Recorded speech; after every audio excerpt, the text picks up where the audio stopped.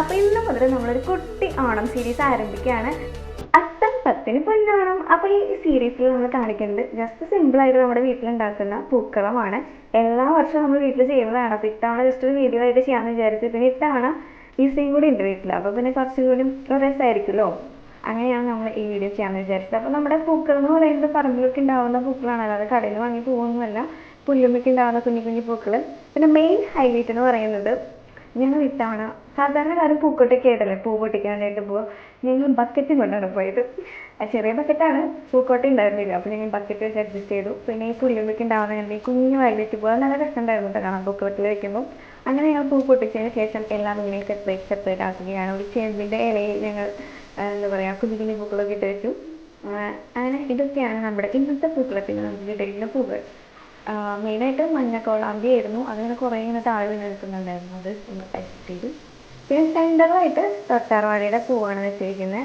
അത് കുറച്ച് കഴിയുമ്പോൾ വാടും, എന്നാലും അതും ഒരു ഭംഗിയാണ്. വേറെ പൂവൊന്നും ഇനി നമുക്ക് ഇതൊക്കെ വെച്ചിടാം.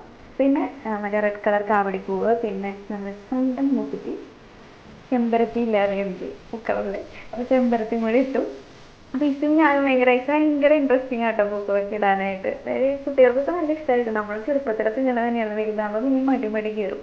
പക്ഷെ ഇതൊക്കെ രസമാണ്, ഇതൊക്കെ എല്ലാവരും ഇടണം. കുട്ടികളും വലിയവരങ്ങനെയൊന്നുമില്ല. സെയിം ഒരു ഹാപ്പിനെസ് ആണ്. അത് നമുക്ക് വർഷത്തിൽ 10 ദിവസമാണ് ഇങ്ങനെ ഓണത്തിന് പൂക്കൾ ഇടാനായിട്ട് കിട്ടുക. അപ്പോൾ ആ 10 ദിവസം നമ്മൾ മാക്സിമം എൻജോയ് ചെയ്ത് പൂക്കൾ ഇടുക. അതുപോലെ തന്നെ ഫോട്ടോസൊക്കെ എടുത്ത് വയ്ക്കുക. അപ്പോൾ അതൊക്കെ ഒരു രസമായിരിക്കും. കുറേ നാൾ കഴിഞ്ഞ്, കുറേ വർഷങ്ങൾ കഴിഞ്ഞ് നോക്കുമ്പോൾ രസം. എൻ്റെ കയ്യിൽ ഇതുപോലെ മുന്നത്തെ 8 പൂക്കളുണ്ട്. ചില കൊല്ലം ഓണത്തിന് നമ്മൾ കുറേ പൂക്കൾ വാങ്ങിയിടും, ചിലപ്പോൾ വീട്ടിലുള്ളത് വെച്ച് അഡ്ജസ്റ്റ് ചെയ്തിടും. അതൊക്കെ ആ ഒരു സിറ്റുവേഷനൊക്കെ പോലെ. അപ്പോൾ ഇത്തവണ എന്തായാലും ഓണത്തിന് വാങ്ങാമെന്ന് വിചാരിക്കുന്നുണ്ട്, അറിയില്ല.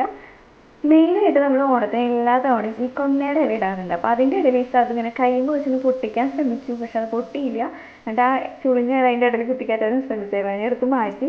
അപ്പോൾ ഈ ഇല ഇട്ടപ്പോൾ തന്നെ നമ്മുടെ പൂക്കളം കുറച്ചൊന്നും എന്താ പറയുക വലിപ്പം വെച്ചു. അപ്പോൾ പൂവില്ലെങ്കിൽ നമുക്ക് ഇല വെച്ചായാലും ഇടാം പൂക്കളം. ഇനി ചുറ്റും ഈ മഞ്ഞക്കോളാമ്പി ഇങ്ങനെ നിരത്തി വയ്ക്കണം. അത്രയും ഫ്രഷ് ആയിട്ടുള്ള പൂവല്ല, എന്നാലും കുഴപ്പമില്ല. നല്ല വെളുപ്പം തോന്നാനായിട്ട് നല്ലതാണ് ഇങ്ങനെ ചുറ്റും വെച്ച്. അങ്ങനെയാണ് ഒരു പൂക്കളം എന്ന ഒരു എന്താ പറയുക ഫൈനൽ ലുക്കിലേക്ക് നമ്മുടെ പൂക്കളം എത്തിയിട്ടുണ്ട്.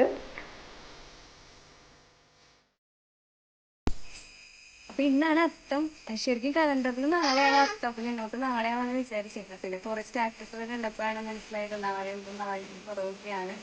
അപ്പോൾ ഇന്നാണ് അത്തം. ഇന്നത്തെ ഞങ്ങൾ പൂക്കളം ഇതാണ്. ഇലക്കളം ആവുമെന്നാണ് ഞങ്ങൾ വിചാരിച്ചിരിക്കുന്നത്. പക്ഷേ ഈ മഞ്ഞപ്പൂ ഉള്ളത് കൊണ്ട് അത്ര പ്രശ്നമൊന്നുമില്ല. അപ്പോൾ ഇപ്പം ഞാനും കൂടി ഇട്ട പൂക്കളമാണിത്.